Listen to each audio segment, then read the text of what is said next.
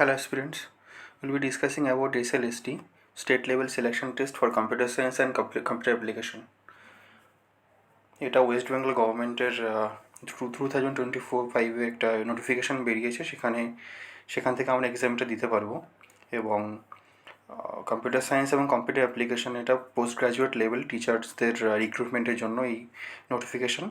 এবং এটি 11-12 স্টুডেন্টদেরকে পড়াশোনা করানোর জন্য এটা নোটিফিকেশানটা দেওয়া হয়েছে। আমরা আজকে জানবো এটার eligibility, how many vacancies there, and exam প্যাটার্নটা কীভাবে আমরা এক্সামটা দেবো, এক্সামের কেমন কোয়েশ্চেন থাকবে, pattern of the questions, and exam date কবে এটা হতে চলেছে।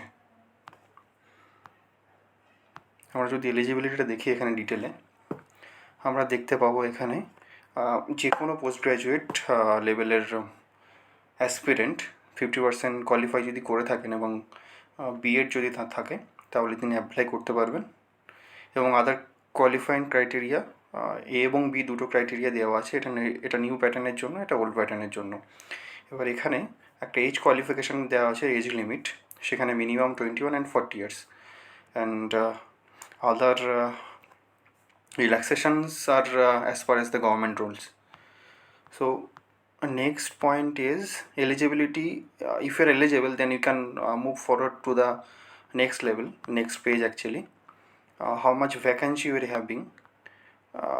Currently for computer science, if you see row number 9 and 10, এখানে আমাদেরকে বলা আছে total 622, sorry, my fault, there is some, okay, 263 for computer application and 215 for computer science postgraduate.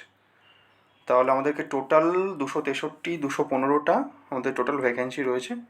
এবার এগুলোকে বিভিন্ন অধ্যায়ে ভাগ করা হয়েছে এখানে, মিডিয়াম ওয়াইজ বা যে কোনো ক্ষেত্রে সেটা রয়েছে এখানে। নেক্সট হচ্ছে এক্সাম প্যাটার্নটা কীভাবে হবে।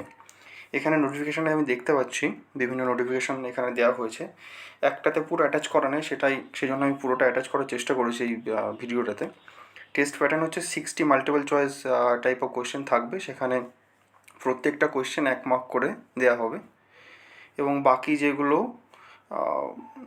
ইনস্ট্রাকশান দেওয়া হচ্ছে সেগুলো নর্মাল যে কোনো এক্সামিনেশনে হয়ে থাকে সাধারণত, ওএমআর শিট যে পরীক্ষাগুলো দেওয়া হয়ে থাকে, ব্ল্যাক বল পয়েন্ট দিয়ে তোমাদেরকে বা আপনাদেরকে এটা ফিল করতে হবে।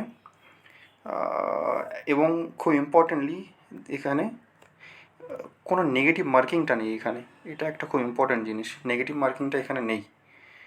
এটা কি হয়, অনেক ক্ষেত্রে আমরা অনেক কোয়েশ্চেন অ্যাটেম্প করার পরও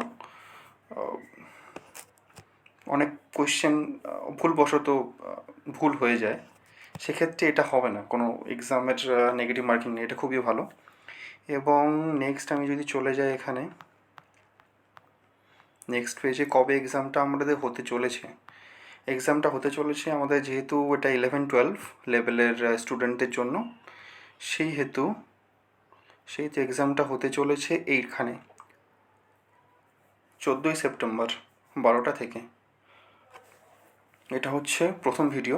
নেক্সট ভিডিওতে আমি পুরো কম্পিউটার সায়েন্স এবং কম্পিউটার অ্যাপ্লিকেশানের সিলেবাসটা একদম ডিটেলে আলোচনা করব, এবং যে কি পয়েন্ট যেগুলো আছে বা কিওয়ার্ড, স্পেশাল যে কিওয়ার্ডগুলো আছে সেগুলো সম্পর্কে আমি ডিটেলে আলোচনা করব। আমি এই ভিডিওটার মধ্যে রাখলাম না একটাই কারণে, এটা এই যে SLST 2025, that means next year এটা চেঞ্জ হওয়ার সম্ভাবনা আছে, 2026 হবে, সেই জন্য এটা প্যাটার্ন বা অন্যান্য ক্ষেত্রে চেঞ্জ হওয়ার সম্ভাবনাটা থেকে যায় সাধারণত যে কোনো এক্সামিনেশনের ক্ষেত্রে। তাই সিলেবাসটা এটার মধ্যে অ্যাটাচ করলাম না, নেক্সট ভিডিওগুলোতে আমি এটা অ্যাটাচ করে দেবো।